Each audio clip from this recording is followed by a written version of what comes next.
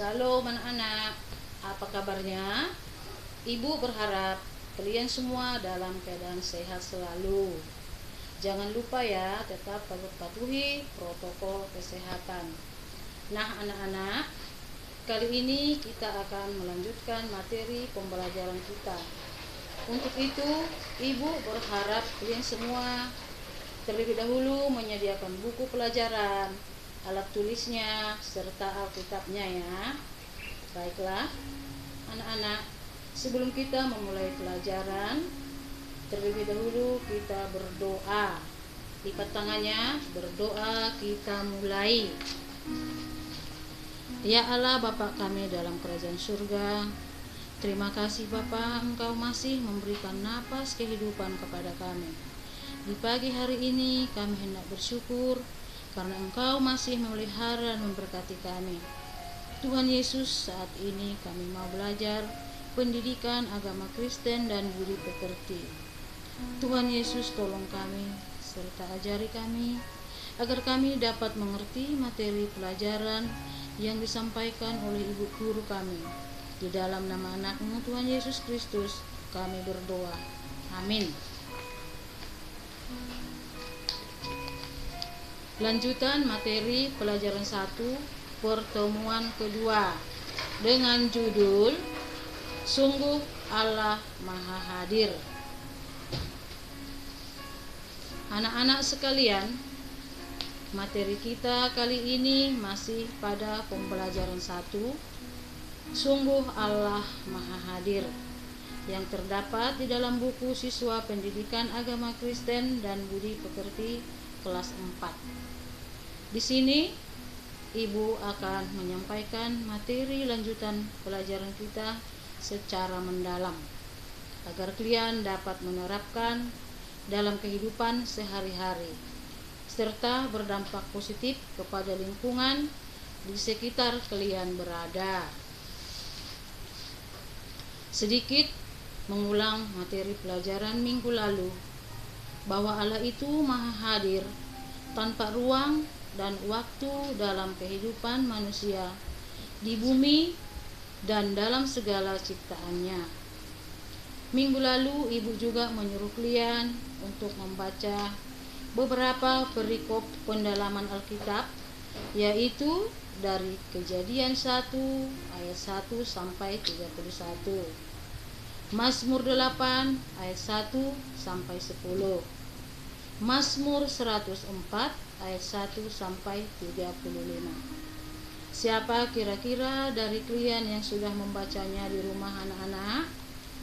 Nah, pada pertemuan kali ini kita akan mengupas tuntas materi pendalaman Alkitab tersebut. Perlu kita ketahui bersama bahwa kita harus mempercayai dan memuji Allah tanpa ragu dan tanpa syarat. Misalnya, ketika kalian mendapatkan kasih sayang dari kedua orang tua kalian, kemudian segala kebutuhan kalian selalu tercukupi. Pasti perasaan kalian senang kan? Begitu juga dengan Allah. Allah selalu hadir di tengah-tengah kehidupan kita, baik dalam keadaan senang, keadaan ceria, duka maupun tangis. Perlu kita ketahui bersama bahwa manusia itu dapat menciptakan segala sesuatu, tapi menciptakannya dari yang sudah ada. Contohnya, manusia dapat membuat kursi, tetapi bahan dasar kursi tersebut dari kayu, dan kayu asalnya dari tumbuh-tumbuhan atau pepohonan. Itu menunjukkan keterbatasan manusia sebagai makhluk ciptaan Allah. Sedangkan Allah menciptakan langit dan bumi serta segala isinya. Berikut ini Ibu akan mengulang pelajaran kelas 3 tentang Hari Penciptaan. hari penciptaan Allah, mungkin anak-anak masih ingat, pada mulanya firman adalah Allah. Allah itu adalah Tuhan Yesus. Dan pada hari pertama Tuhan menciptakan terang dan gelap. Dan pada hari kedua Tuhan menciptakan cakrawala. Hari ketiga Tuhan menciptakan darat, laut, dan tumbuh-tumbuhan. Hari keempat Tuhan menciptakan benda-benda penerang, yaitu matahari, bulan, dan bintang. Sedangkan hari kelima Tuhan menciptakan binatang di air dan di udara. Dan pada hari keenam Tuhan menciptakan binatang di darat dan manusia. Tuhan menciptakan manusia membentuk dari tanah liat, segambar dan serupa dengan Tuhan. Sesudah Tuhan menempah manusia dari tanah liat, Tuhan menghembuskan napas kehidupan ke dalam hidung manusia. Begitulah manusia itu diciptakan Tuhan, Adam dan Hawa.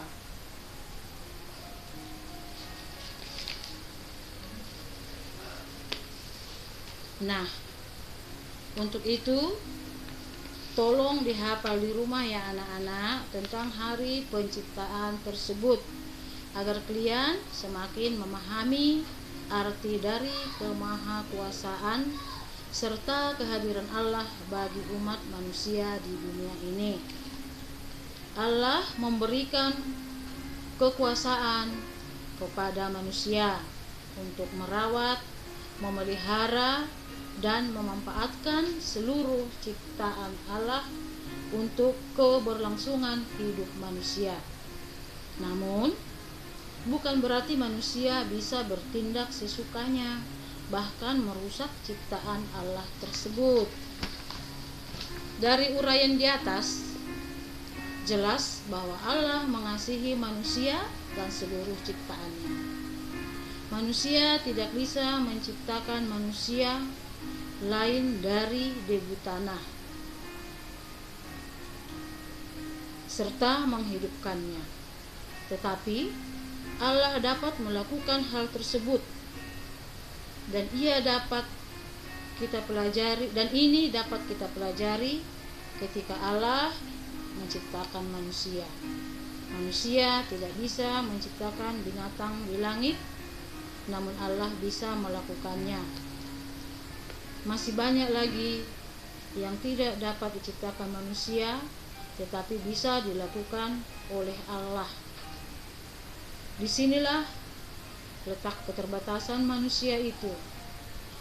Contoh-contoh yang Ibu berikan ini memperlihatkan bahwa manusia memang terbatas dan Allah sungguh maha kuasa. Allah memberi kuasa kepada manusia untuk merawat dan memelihara ciptaannya. Dalam Mazmur 104 ayat 1 sampai 35 menceritakan tentang citra Allah dalam alam semesta. Semua manusia jika ingin menikmati hidup di dunia ini tergantung bagaimana menguasai dan memelihara alam sekitar.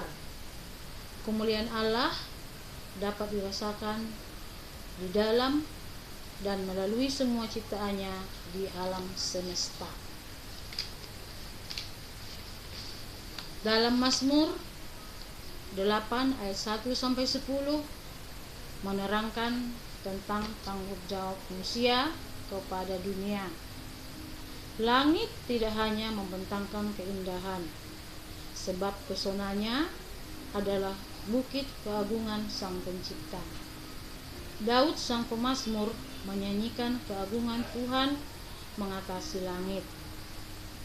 Kemuliaan Tuhan yang hebat itu ternyata terwujud dalam karya ciptaannya. Langit bulan dan bintang-bintang menjadi bukti kasih Allah yang tidak berkesudahan.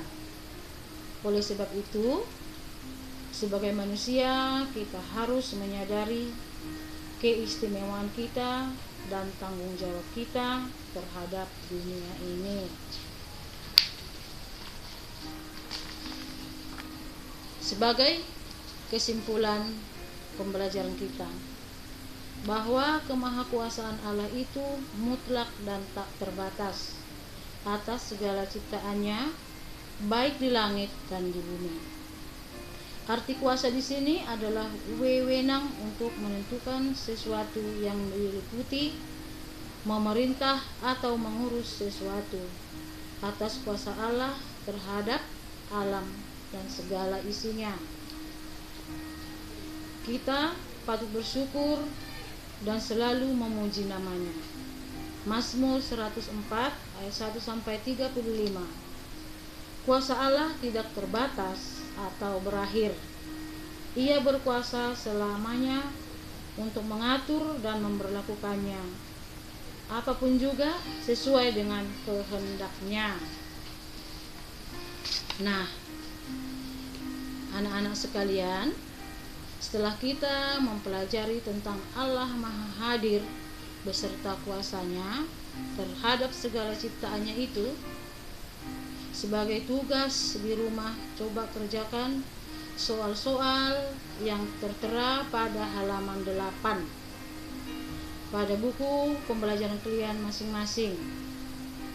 Tuliskan jawaban kalian di buku tulis, kemudian difotokan serta dikirim ke WA grup yang sudah ditentukan. Lihat contoh tugas yang ibu berikan kepada kalian. Selanjutnya kalian kerjakan tugas tersebut ya nak, di buku tugas kalian masing-masing.